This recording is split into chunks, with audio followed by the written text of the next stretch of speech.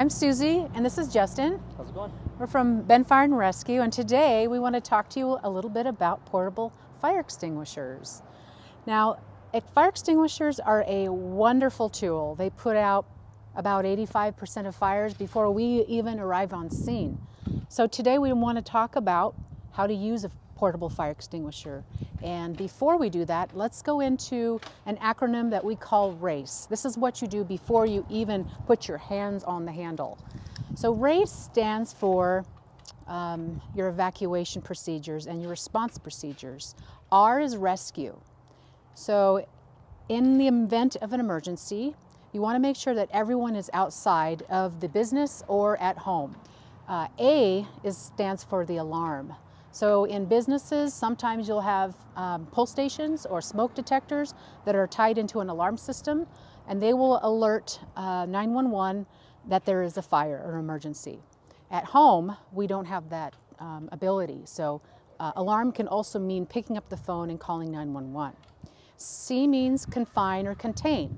So that means that if you have a fire, let's say in a room with a wastebasket, you can contain it by closing the door before evacuating.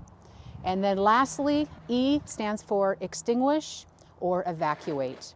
And that decision is yours alone because we all have our own different comfort levels. So make sure you practice R is to rescue, A is alarm, C is confine or contain, and E means extinguish or evacuate. Okay, so let's talk about the components of the fire extinguisher. So they are red for a reason. They're visible, you can see it. It comes with, this one particular fire extinguisher comes with a long nozzle. However, some of the smaller fire extinguishers have just like a little snub on them. So you want to check to make sure the nozzle's intact, there's no breaks or tears. This is the handle. This is how you would hold the fire extinguisher. This is the pin that's inserted, and that keeps the handle from discharging. So that pin we'll talk about here in a little bit is what you will remove before using it.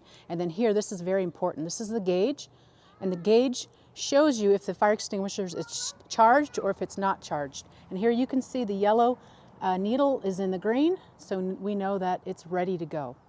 And then lastly, here are the instructions, and also shows what type of fire extinguisher this is. This is an ABC fire. So class A means paper, wood, anything that can produce an ash. Liquids are flammable liquids, gasoline, diesel, and lastly, electrical equipment. And you don't know if electrical equipment is charged or not. So we know we can safely use this fire extinguisher on these types of fires. Okay, we're going to go over another acronym that will help you use a fire extinguisher called PASS. PASS means pull, aim, squeeze, and sweep. So for your pull, you will pull the pin.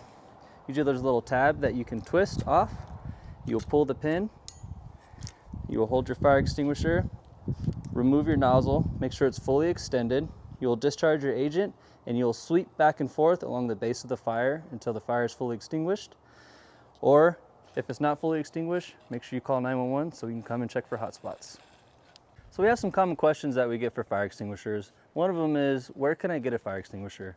So you have two different options. You can go to a local distributor or your favorite hardware store. Another question we get is, where should I store my fire extinguisher? We see a lot of times that fire extinguishers are stored underneath sinks or on shelves where they're not visible or where they're forgotten. So we recommend is having them stored, hung, either near an exit or somewhere easily accessible and visible. I'd like to thank everyone for joining us during this video. Hope you learned something, and we'd like to remind you that Ben Fire and Rescue does provide in-home consultations for free, and we also provide free fire extinguisher training. Thanks for joining us, and be safe.